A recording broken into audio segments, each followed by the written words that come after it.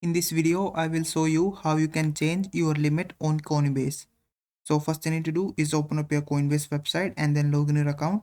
After that, you have to click on this profile icon at the top of your screen. Then from this window, you have to click on this settings option. Then it's going to open up this screen. From here, you have to click on this accounts limit option from the top of your screen. If you don't find it, you can use this arrow and then search for this option. And once you find it, you need to tap on it.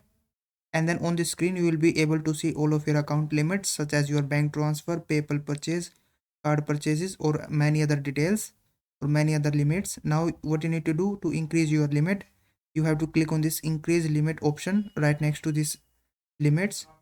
Then it will show you this screen. You just have to click on this apply now button, and then Coinbase team will review your account to check if you are eligible for higher limits.